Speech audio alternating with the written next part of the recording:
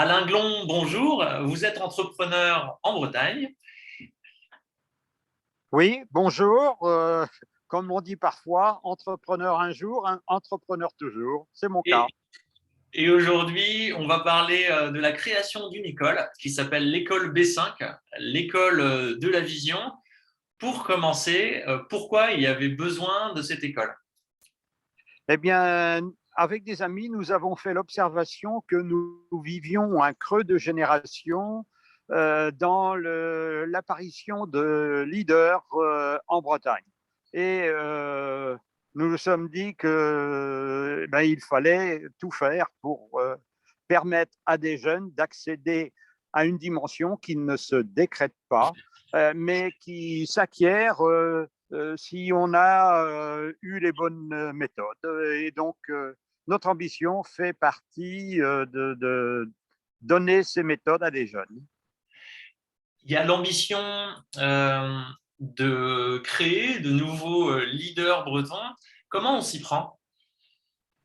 Alors, nous considérons que pour créer la dynamique, il faut faire. Il ne suffit pas de parler, mais bien faire. Et pour ça, l'école s'articule autour de projets, des projets divers et variés, qui en général s'inscrivent dans ce qu'on en appelle la transition écologique. Et bien pour ce faire, nous mettons tout le monde au service du projet, l'étudiant bien sûr, mais également ses professeurs, les différents intervenants et naturellement les entreprises qui parrainent le projet.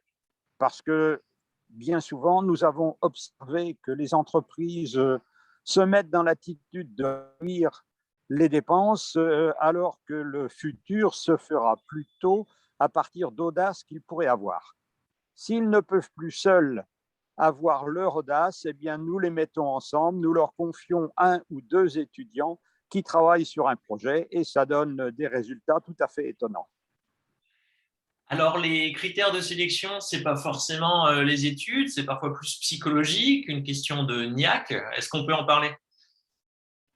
Oui, bien sûr. Alors, il n'y a pas de profil type, c'est avant tout une question de personnalité. Il y a des gens qui ont fait des études très poussées, allez, on va dire jusqu'au niveau master. D'autres ont simplement un BTS. Et tout ça fait un cocktail fort intéressant qui crée un esprit de corps au sein de l'école.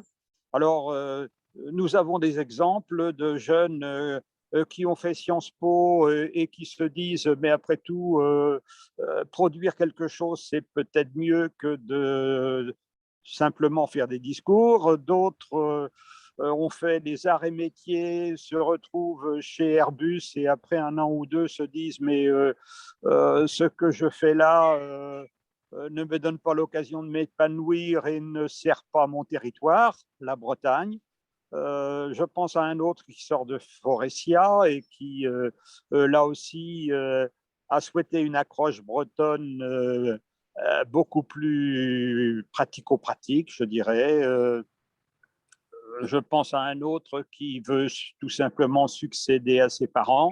Et ça n'est pas toujours facile quand on est l'enfant de parents dont on dit qu'ils ont réussi. Vous voyez, donc la panoplie est vraiment vaste, mais après quelques semaines de vie commune, tout le monde a oublié les diplômes qu'il a eus et le foisonnement donne un résultat fantastique.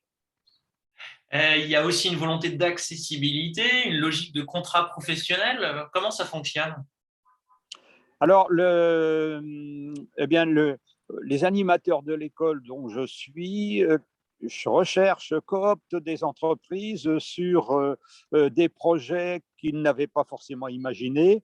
Nous mettons ensemble deux entreprises. Je pense à l'une d'entre elles qui a un grand client de la grande distribution d'enseignes allemandes, qui l'a prévenu que faute de remplacer les barquettes plastiques par autre chose, eh bien, il le perdrait en tant que client. Et donc, deux entreprises se sont associées sur un projet piloté par eh bien, un des jeunes, et ensemble, ils sont en train de trouver des solutions. Je pense à une autre entreprise dont l'ambition était d'améliorer la relation entre, on va dire, les habitants et les éleveurs de manière générale, et éleveurs de porcs en particulier. Là encore, ça a débouché sur un projet qui consiste à ce que quelques centaines d'éleveurs chaque année reboisent 100 ou 200 mètres de talus chacun.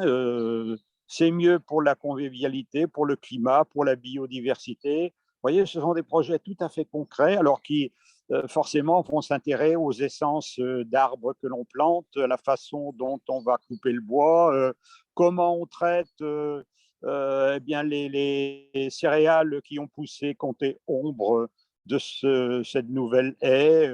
Voilà, c'est une approche absolument globale et sous toutes les facettes, y compris bien sûr la convivialité. Ouais, la convivialité et un esprit de niaque. Il y a aussi un sujet qui revient souvent, c'est celui de la stratégie. Tout le monde ne croise pas forcément le sujet de la stratégie pendant les études. Pourquoi c'est important ce sujet?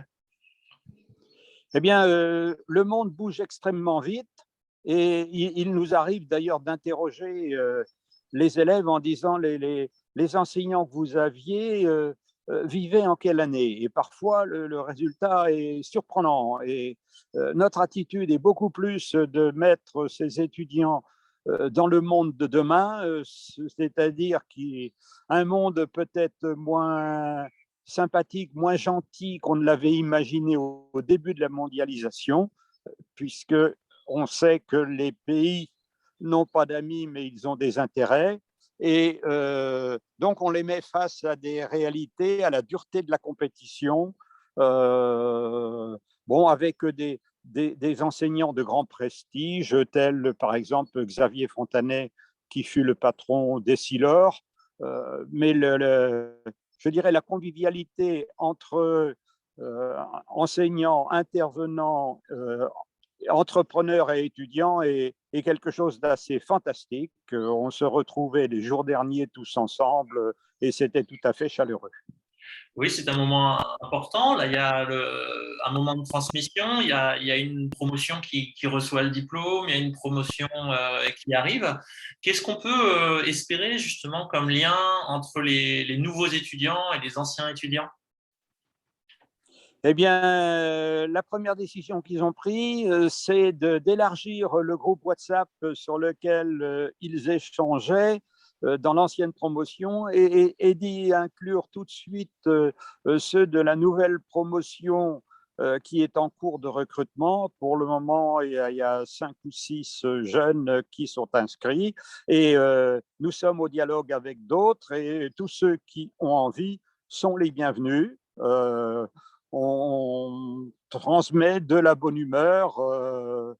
C'est tellement plus facile que en regardant ce qui crée des difficultés. Différentes personnes vont regarder cette vidéo, il y aura des étudiants, des entreprises. Si on est un étudiant et qu'on veut candidater, comment on fait? Et aussi, si on est une entreprise et qu'on a des projets à proposer, comment faire?